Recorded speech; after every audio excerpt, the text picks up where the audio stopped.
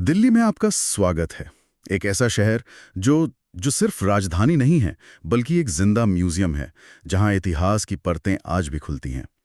हमारे पास आज जो गहरी रिसर्च है, वो दिल्ली की आत्मा में उतरने की एक कोशिश है। हाँ, और ये दिखाती है कि दिल्ली एक कैनवस की तरह है, जिस पर सल्तनतों ने अपनी कहानियां लिखी और मिटाई, और जहां आज का मॉडर्न इंडिया शक्ल ले रहा है। तो चलिए इस कहानी को खोलना शुरू करते हैं। और इस कहानी की सबसे आकर्षक बात है दिल्ली का दोहरापन। एक तरफ ल्यूटिन्स की दिल्ली की चौड़ी सजी संवरी सड़कें हैं जो सत्ता का एहसास कराती हैं, और दूसरी तरफ शाहजहानाबाद मतलब पुरानी दिल्ली की भूल भुलैया जैसी गलियां हैं, जहां आज भी कह सकते हैं इतिहास सांस लेता है। बिल्कुल। तो आज की हमारी चर्चा इसी के इर्द गिर्द घूमेगी। शहर के नाम की दिलचस्प कहानियों से लेकर इसके कई शहरों के इतिहास, इसकी मुश्किलों और भविष्य के बड़े प्लान्स तक। हाँ, तो किसी भी शहर की कहानी उसके नाम से शुरू होती है, और दिल्ली का नाम ये तो कहानियों का खजाना लगता है। हाँ, ये कहानी कहती है कि इसका नाम पहली सदी ईसा पूर्व के राजा ढिल्लू या दिल्लू के नाम पर पड़ा, जिन्होंने ढिल्लिका नाम का एक शहर बसाया था। ये तो सीधी सादी कहानी है। हाँ। लेकिन एक और कहानी है जो ज्यादा नाटकीय है, जिसे कीली ढिल्ली कथा कहते हैं। अच्छा। ये तोमर राजपूत राजा अनंगपाल द्वितीय से जुड़ी है। कहानी के मुताबिक उन्हें एक ऋषि ने बताया कि उन्होंने जो लौह स्तंभ लगवाया है वो सीधे नागों के राजा वासुकी के सिर पर टिका है, हो और जब तक ये स्तंभ मजबूती से खड़ा रहेगा उनका राज बना रहेगा। ये कहानी सुनने में तो बहुत दिलचस्प है, लगभग किसी फिल्म की तरह। राजा को यकीन नहीं हुआ होगा, है ना? बिल्कुल नहीं हुआ। राजा ने शक में आकर स्तंभ को उखड़वा दिया, अरे और जब स्तंभ बाहर आया तो उन्होंने देखा कि उसके निचले हिस्से पर सच में नाग का खून लगा था। अच्छा। उन्हें अपनी गलती का एहसास हुआ और उन्होंने स्तंभ को दोबारा लगवाने की कोशिश की, लेकिन इस बार वो ढीला रह गया। हिंदी में ढीली। और भविष्यवाणी सच हुई। सच हुई। तोमर हार गए, लेकिन कहते हैं कि उसी ढीली कील की वजह से इस जगह का नाम दिल्ली पड़ गया, जो बाद में दिल्ली बन गया। वाह, एक राजा का शक और एक ढीली कील ने शहर को उसका नाम दे दिया। लेकिन क्या ये सिर्फ एक लोक कथा है? मतलब इस रिसर्च में इसके पीछे कोई ऐतिहासिक सच्चाई होने का भी जिक्र है? देखिए, ये कहानी तो लोक कथा ही मानी जाती है, लेकिन इसके साथ साथ ठोस सबूत भी हैं। अच्छा। तोमर और चौहान राजाओं के दौर में यहाँ जो सिक्के ढाले जाते थे उन्हें दहलीवाल कहा जाता था। दिल्लीवाल। हाँ, ये सिक्के पूरे उत्तर भारत में चलते थे, जिससे ये नाम कारोबार की दुनिया में मशहूर हो गया। ठीक है। एक और थ्योरी है जो ज्यादा प्रैक्टिकल लगती है, वो ये कि ये नाम फारसी शब्द दहलीज से आया है। दहलीज मतलब एंट्रेंस या प्रवेश द्वार। बिल्कुल, और ये दिल्ली की लोकेशन से बिल्कुल मेल खाता है। उत्तर पश्चिम से आने वालों के लिए ये गंगा के विशाल मैदानों का दरवाजा था। तो नाम के पीछे कई कहानियां हैं। अब बात करते हैं शहर के शरीर की। लोग अक्सर दिल्ली के 7 शहरों की बात करते हैं, हाँ, पर हमारी रिसर्च बताती है कि ये गिनती असल में दोगुनी यानी 14 तक जाती है, सबसे पुरानी परत तो महाभारत काल के इंद्रप्रस्थ की है। जिसके कुछ सबूत पुराना किला की खुदाई में मिले हैं। हाँ, राइट। इसके बाद आता है सल्तनत का दौर। वो किलों का युग था। गयासुद्दीन तुगलक का बनवाया तुगलकाबाद का किला एक विशाल और कह सकते हैं मनहूस किला था। मनहूस क्यों? कहते हैं कि सूफी संत निजामुद्दीन औलिया से सुल्तान का कुछ झगड़ा हो गया था, और उन्होंने श्राप दिया था, या बसे गुज्जर, हाँ, मैंने पढ़ी है ये कहानी। या रहे उजाड़। बिल्कुल वही। मतलब या तो यहाँ गडरिये बसेंगे या ये वीरान रहेगा। और हुआ भी वही। पानी की इतनी भयानक कमी हुई कि उस विशाल किले को छोड़ना पड़ा। तो सल्तनत का दौर मतलब किलों और मिलिट्री पावर का था। मुगलों ने इस सोच को कैसे बदला? क्या उनका नजरिया शहर को लेकर कुछ अलग था? बहुत अलग। मुगलों ने दिल्ली को सिर्फ एक किला नहीं बल्कि एक साम्राज्य की शान बनाया। अच्छा। 7वां शहर शाहजहानाबाद, जिसे आज हम पुरानी दिल्ली कहते हैं, वो मुगल आर्किटेक्चर और शहरी प्लानिंग का शिखर था। शिखर था। शाहजहां ने इसे एक पूरे इकोसिस्टम की तरह बसाया था। लाल किला शाही ताकत का केंद्र था, जामा मस्जिद रूहानी सुकून का, और चांदनी चौक? और चांदनी चौक उसकी मुख्य सड़क पूरे साम्राज्य के व्यापार का दिल थी। और फिर आए अंग्रेज, जिन्होंने दिल्ली का 8वां शहर बसाया, नई दिल्ली। हाँ, और ये सिर्फ एक नया शहर नहीं था, ये शाहजहानाबाद के खिलाफ एक बयान था। मतलब? जहां पुरानी दिल्ली की गलियां तंग थी, घुमावदार, भीड़ भरी, हाँ। लुटियंस ने चौड़ी सीधी सड़कें बनाई जो सत्ता के केंद्रों तक जाती थीं। वाइसरॉय हाउस, सचिवालय, ये सिर्फ डिजाइन नहीं था, इस सत्ता का प्रदर्शन था। एक तरह से ये बताने का तरीका था कि मुगलों के कथित अस्त-व्यस्त अतीत पर ब्रिटिश ऑर्डर की जीत हुई है। बिल्कुल। इसे दिल्ली ऑर्डर आर्किटेक्चर कहा गया, जिसमें वेस्टर्न और इंडियन स्टाइल का एक मिश्रण था। तो 1947 का विभाजन, ये दिल्ली के लिए एक जनसांख्यिकीय भूकंप जैसा था। रिसर्च बताती है कि शहर की आबादी में जबरदस्त बदलाव आया। हाँ, पश्चिमी पंजाब और सिंध से लगभग 5 लाख हिंदू और सिख शरणार्थी दिल्ली आए। 5 लाख? जी, इस पलायन ने दिल्ली की संस्कृति को हमेशा के लिए बदल दिया। कैसे? लाजपत नगर, कालकाजी, राजेंद्र नगर जैसे इलाके जो आज दिल्ली के दिल माने जाते हैं, कभी धूल भरे शरणार्थी शिविर हुआ करते थे। क्या बात है! इसी दौर में पंजाबी भाषा, उनका खाना और उनका बिजनेस करने का जज्बा दिल्ली की पुरानी गंगा जमुनी तहजीब में घुल मिल गया। इसी से आज की दिल्ली की वो महानगरीय कॉस्मोपॉलिटन संस्कृति बनी है। ये सोचना भी हैरान करता है।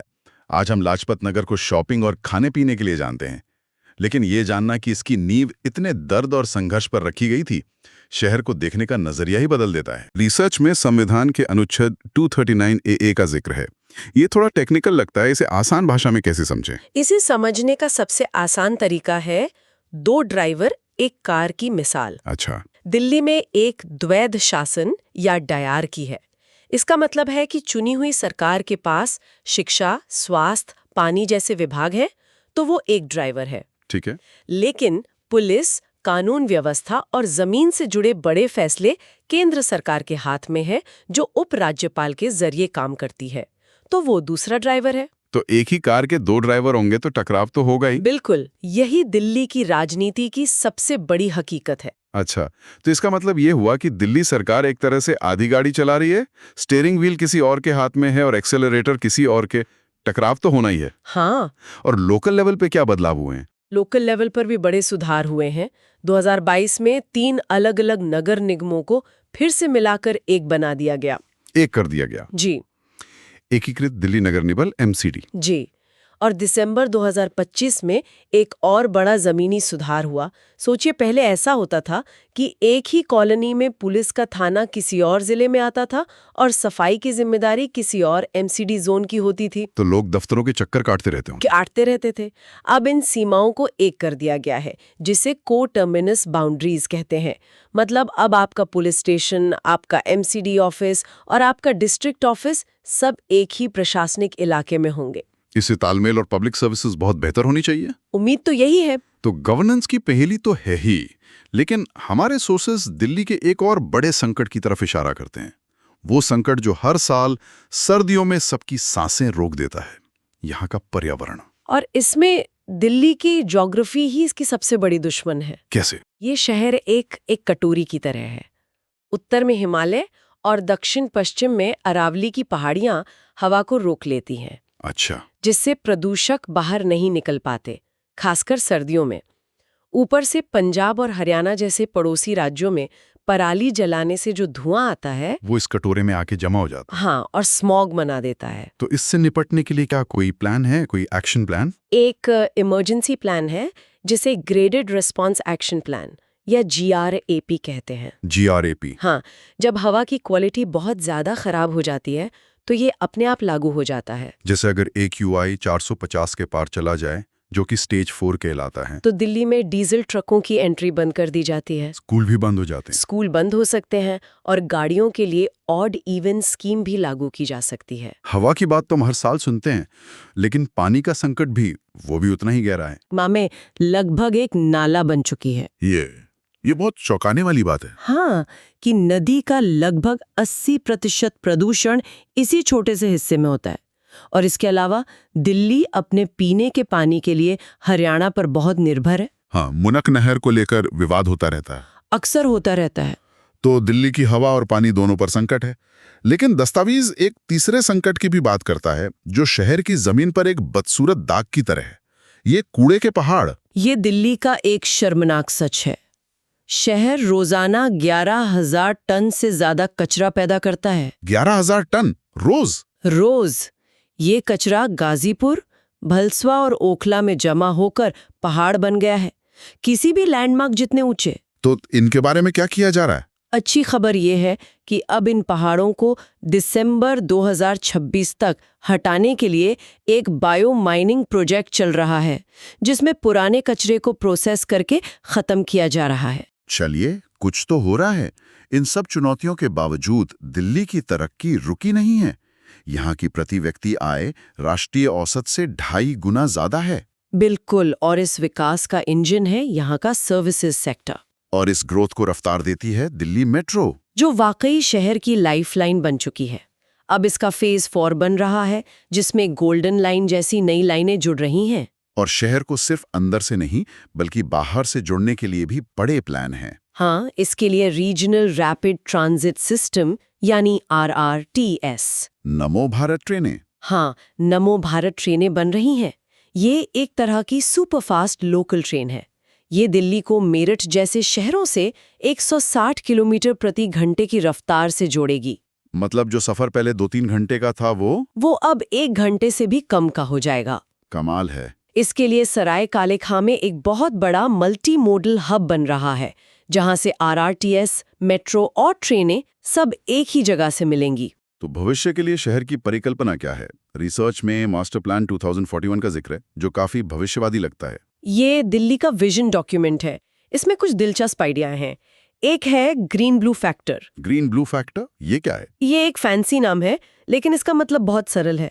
शहर के पानी और हरियाली को एक साथ देखना, जैसे झीलों और तालाबों को पुनर्जीवित करना और उनके आसपास पार्क बनाना। अच्छा। दूसरा आइडिया है ट्रांजिट ओरिएंटेड डेवलपमेंट, मतलब मेट्रो स्टेशनों के आसपास घने रिहायशी और कमर्शियल एरिया बनाना, ताकि लोग पब्लिक ट्रांसपोर्ट का ज्यादा इस्तेमाल करें। और एक नाइट टाइम इकोनॉमी की भी बात है। हाँ, वो टूरिज्म को बढ़ावा देने के लिए। तो इन सब का क्या मतलब निकलता है? दिल्ली एक ऐसा शहर है जिसमें इतिहास की गहरी परतें हैं, बेहिसाब विकास है और गंभीर चुनौतियां सब एक साथ मौजूद हैं। ये विरोधाभासों का शहर है। यहाँ वर्ल्ड क्लास मेट्रो है, तो वहीं एक मरती हुई नदी भी है। यहाँ लुटियंस की शाही भव्यता है, तो वहीं शाहजहानाबाद की जिंदा दिल अराजकता भी। जी। ये दोनों ही दिल्ली की पहचान है। रिसर्च में PM यूडे योजना का भी जिक्र है, जो दिल्ली के लगभग 30% आबादी वाली अनधिकृत कॉलोनियों में लोगों को मालिकाना हक देने की एक ऐतिहासिक पहल है। हाँ। तो यहाँ सोचने वाली बात यह है कि जब दिल्ली मास्टर प्लान 2041 के साथ अपने हाईटेक भविष्य की योजना बना रही है, तो उसकी असली चुनौती शायद नए स्मार्ट शहर बनाना नहीं है। नहीं, असली चुनौती है अपने अतीत के इन विशाल अनियोजित हिस्सों को एक औपचारिक और न्यायसंगत शहरी ताने बाने में सफलतापूर्वक शामिल करना। बिल्कुल। एक ऐसे शहर का आधुनिकीकरण करने का सही मतलब क्या है, जो दशकों से इतना ऑर्गेनिक और असमान रूप से विकसित हुआ।